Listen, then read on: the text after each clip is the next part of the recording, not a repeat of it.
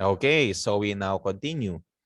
So a while ago, before we ended, it was asked by one of your classmates, um, are du and dx just the same? And the answer was yes, they are just the same.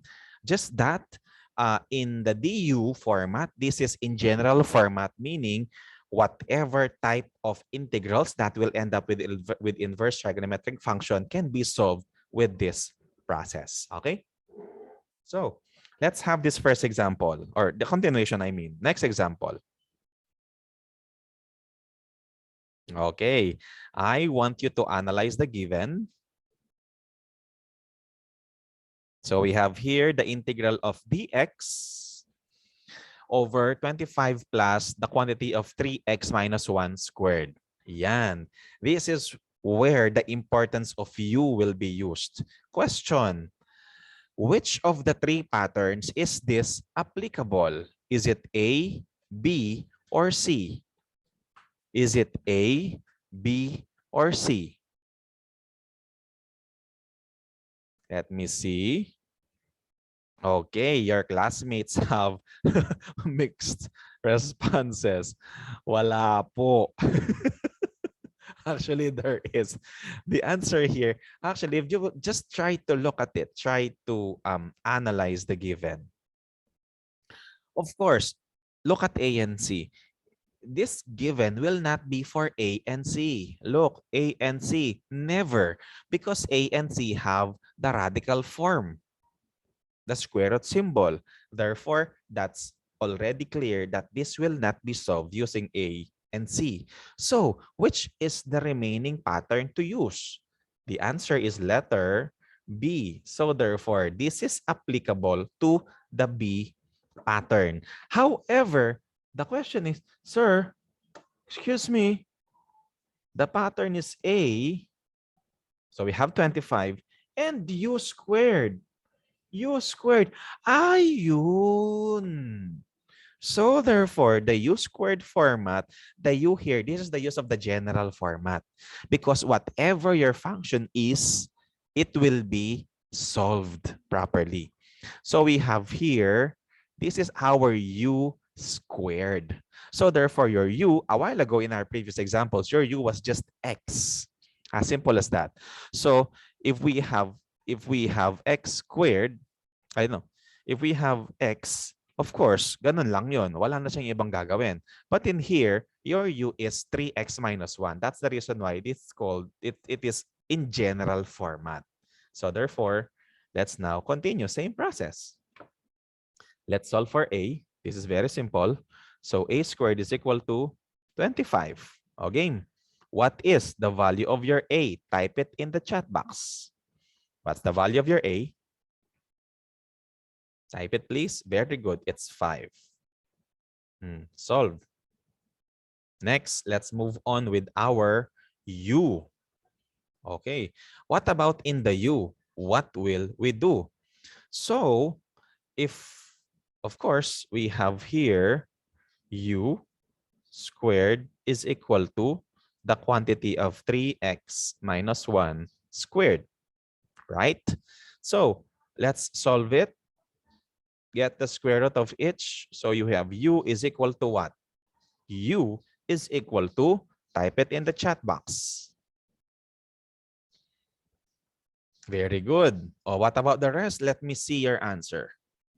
What is the square root of the quantity of 3x minus 1 squared? Remember, the 3x minus 1 is enclosed in a parenthesis and raised to 2.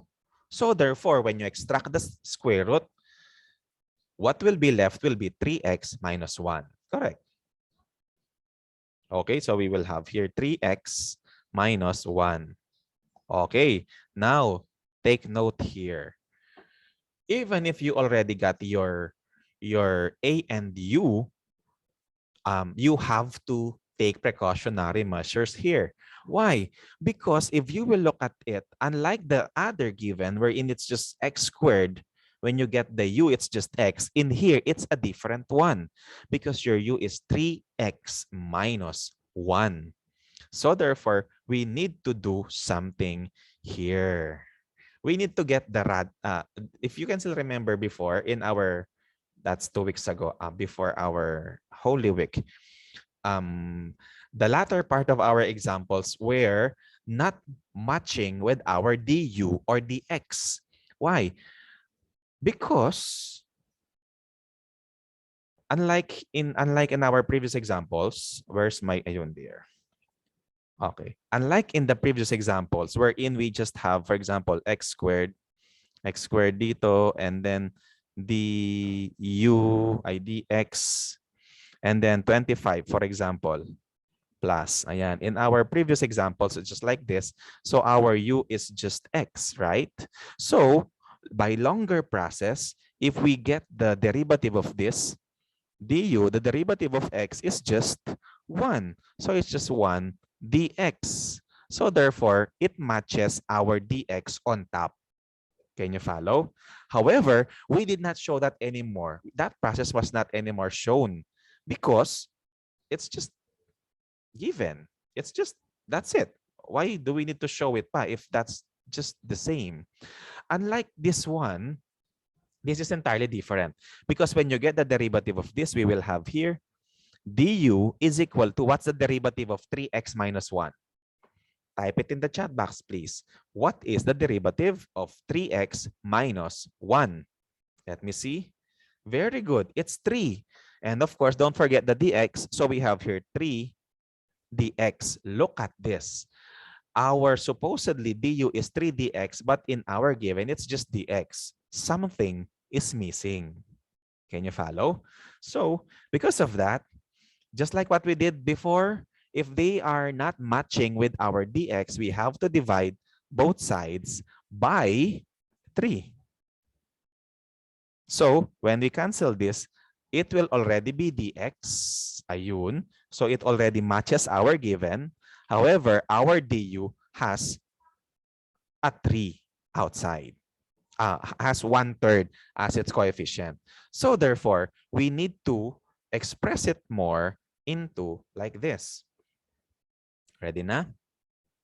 So therefore, when you express, so it's like we need to put 1/3 here. Kasi yun yung nawawala. Meron kang nawawalang 1/3 which you need to multiply there. Can you follow? So therefore, we will have here 1/3 times, let's just follow the pattern. So we have 1 over a is 5. Can you follow? Arc tan of u is 3x minus 1.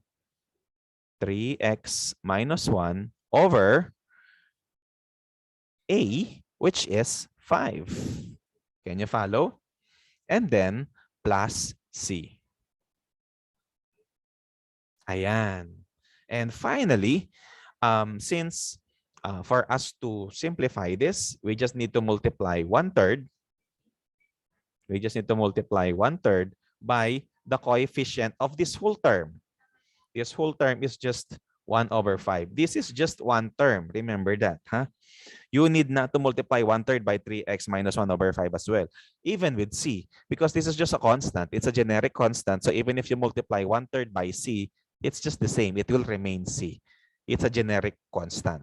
Can you follow? So better yet, just multiply it with the coefficient of your whole term. Okay, so finally, the answer will be n to n, d to d. Let's multiply.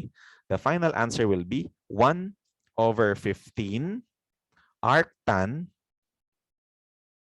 of 3x minus 1 over 5 plus c. That's it. Show me a reaction if the process is clear. Okay, good. That's it. Yun lang yung nag-iba. The verification of your du dx, because your du and dx should be the same. Okay? And for them to be the same, you need to multiply the missing 1/3. Okay? And one of your classmates sent me the answer. Okay. The answer of your class, one of your classmates sent me this answer. Okay. Let's differentiate it with this one. Actually, pareho lang. Medyo meron lang siyang dapat ayusin ng konti. Okay. So we have here, ang sagot niya is 1 over 5 arc arctan, 1 over, kulang po ng 1. Okay. Arctan, 1 over 15, arctan of, okay. Just the same. Just the same. Okay. So no problem. It's just the same. Very good. Congratulations. Okay. Do you want to have another example? Another example tayo. Ready? Okay. Let's have this. Now that you already know how to analyze and identify which pattern is applicable, this time I guess it will be easier for you. Okay. Let's have this example.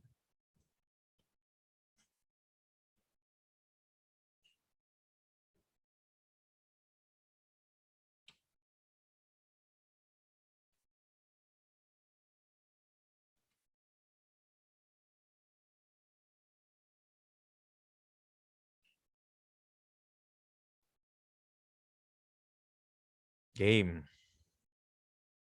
Oh, you know the process. Kindly analyze. Look at the given. Where is it more applicable? A, B, or C? Type the answer in the chat box, please. Where is it more applicable? A, B, or C? Let me see. I want everybody to answer, please. Okay, wow. See, you are more comfortable now to identify the answer or the given pattern, and it is more applicable to letter A. Very good. Wow, I'm proud of you. See, you were able to analyze our given. Same process, find our A and U.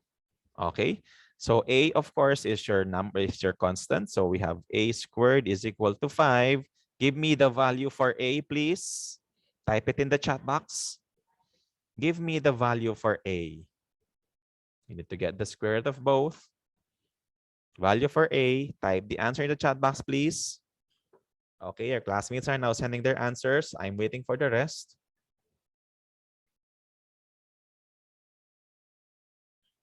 Okay, good. Square root of 5. Okay.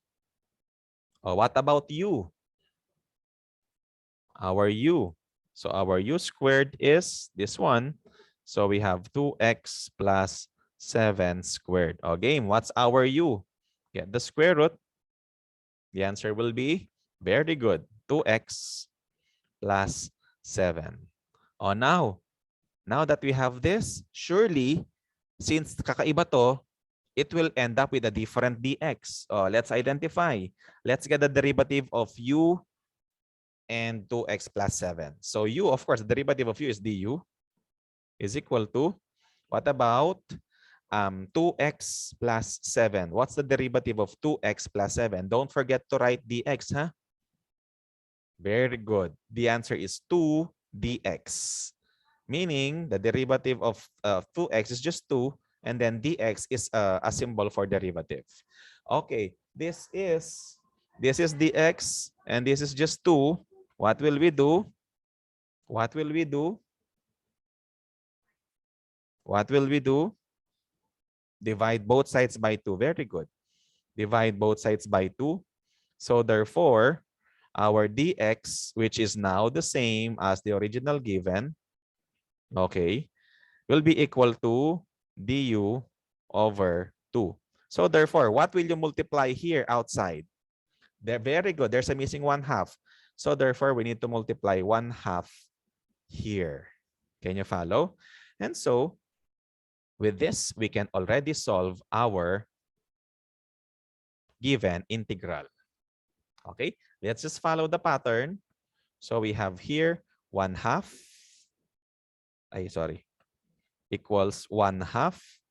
And then multiply it by our pattern. We have arc sine of u, which is 2x plus 7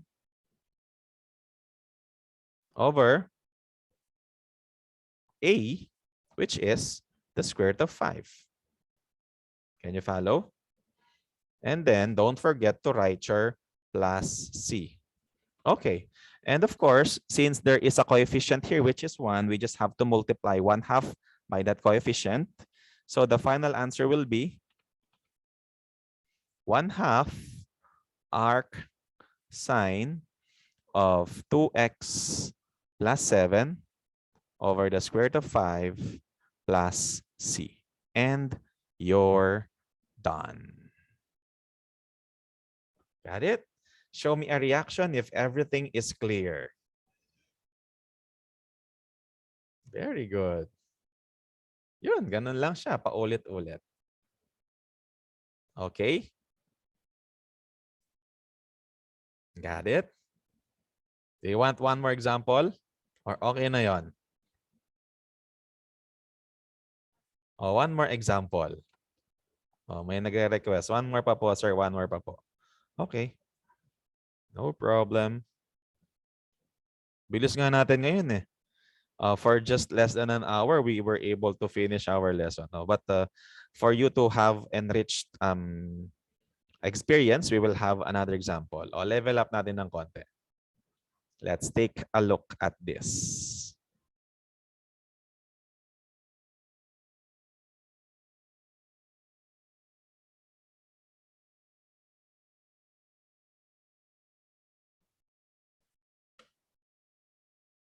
Okay, eto na.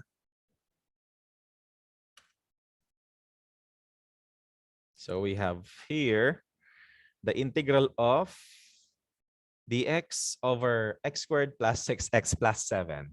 Oh, game. Which pattern is this more applicable? A, B, or C?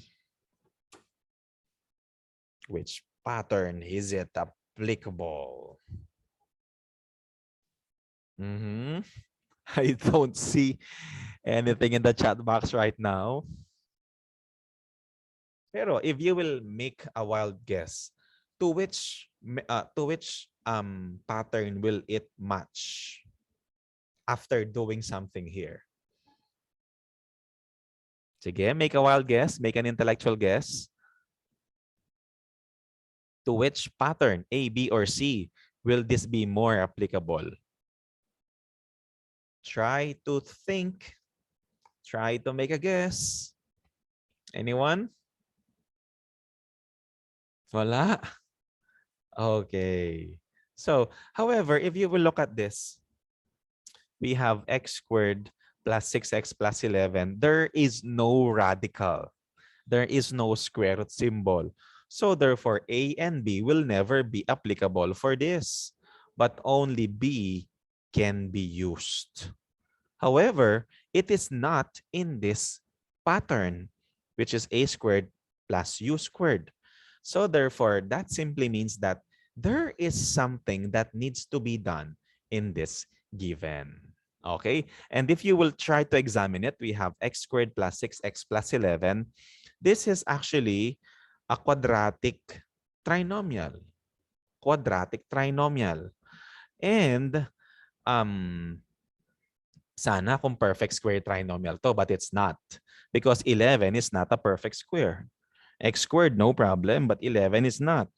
So therefore, the best thing to do here is to complete the square root. I know, complete the square, because this should end up with a square process.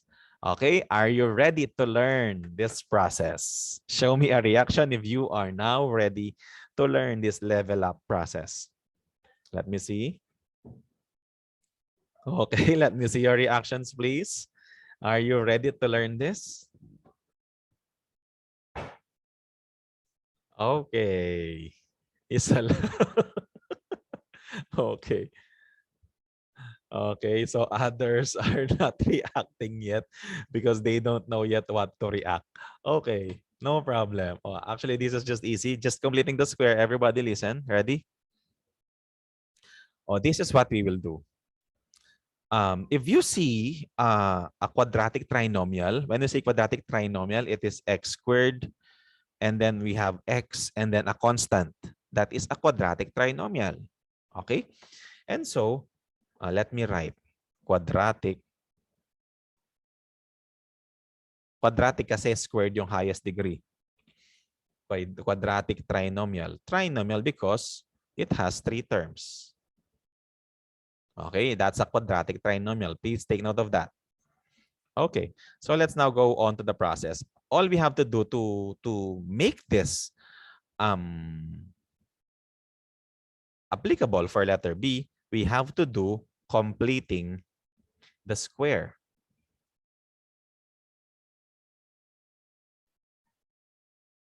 Okay, we need to complete the square. And how do we do that? It's just simple. All we have to do is first group this x's and then you leave the 11 outside. Okay? So the next process here will be like this. Let me just use the black. So we have here the integral of dx over, after grouping the terms with x, we need to put a space after 6x because that is where we will be putting the term that will complete it. Okay, so this will become x squared plus 6x, put a space, and then plus 11. Okay, now here's the catch. What will we do here?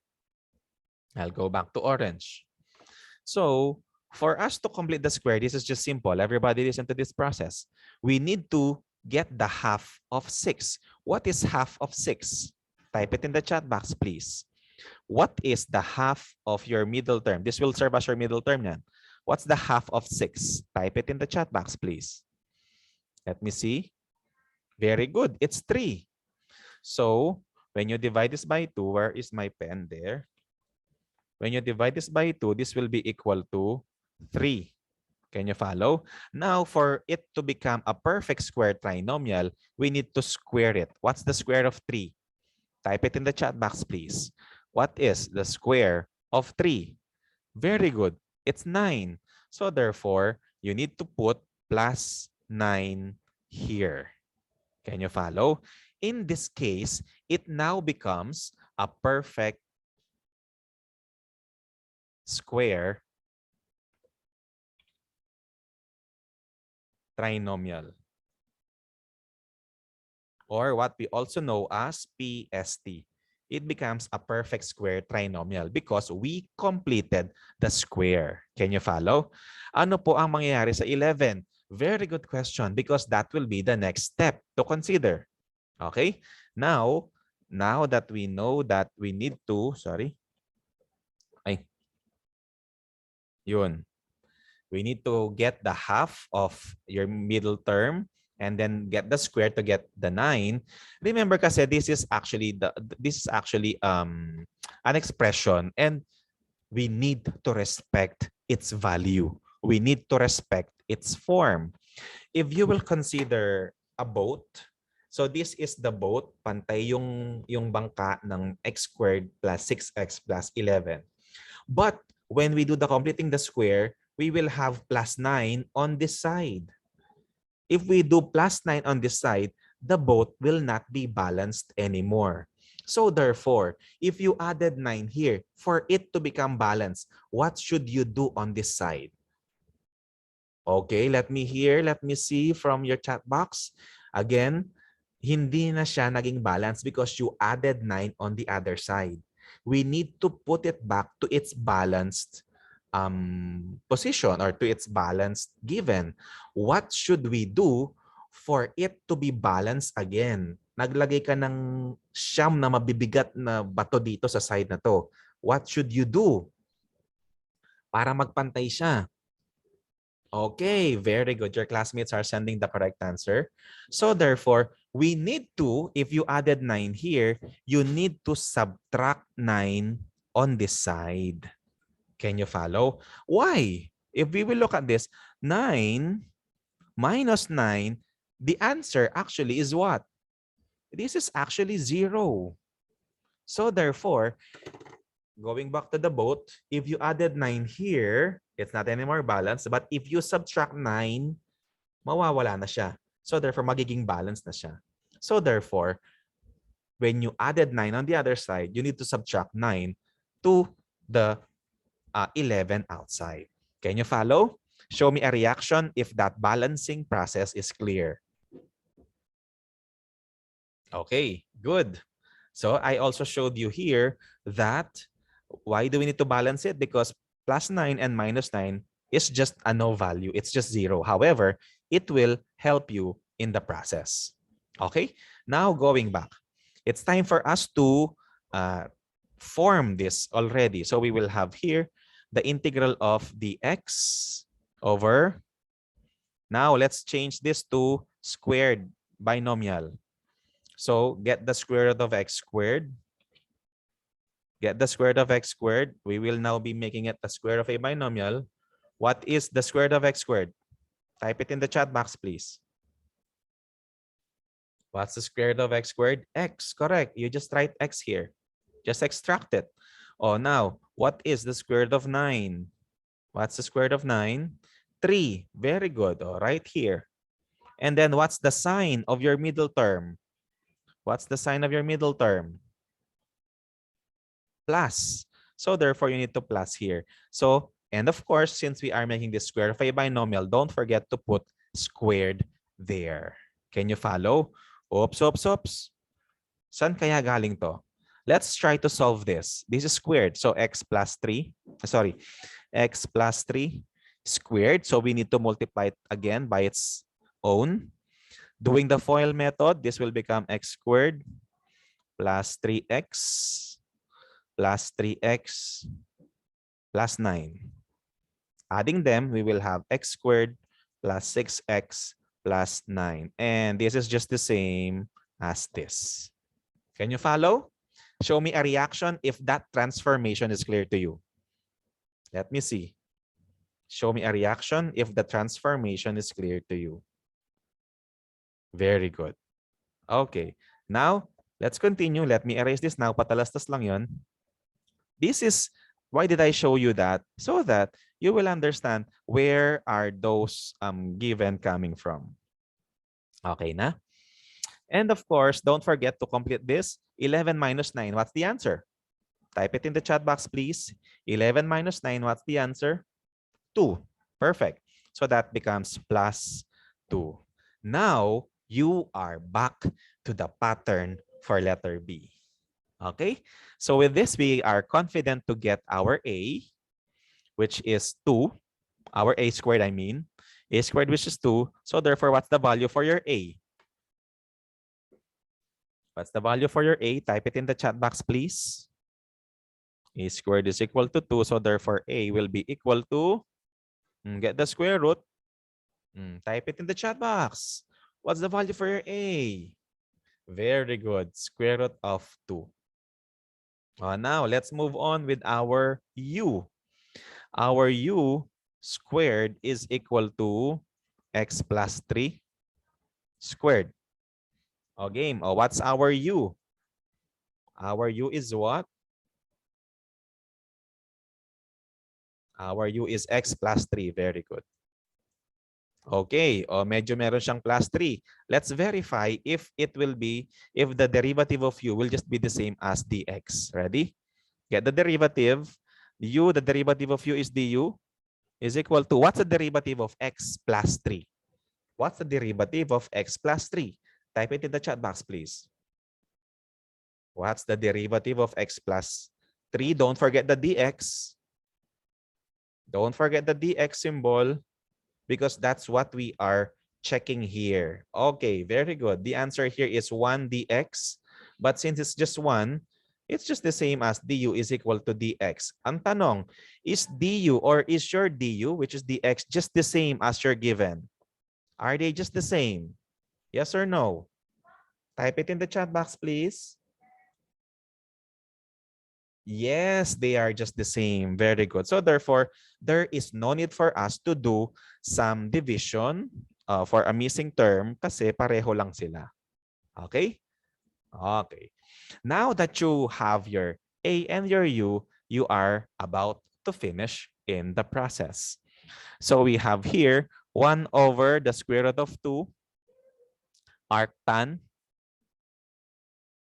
of U, which is x plus 3, over A, which is the square root of 2. And of course, don't forget to write plus C. And you are done. Show me a reaction if the process is clear. Very good. That's it. See? There was just an added process because there is the completing of the square. However, the process is easy naman. You just have to practice it. Okay? Do you have other question or concern? Are you sure? Let me see. Questions pa? Wala na. Okay na ba tayo doon?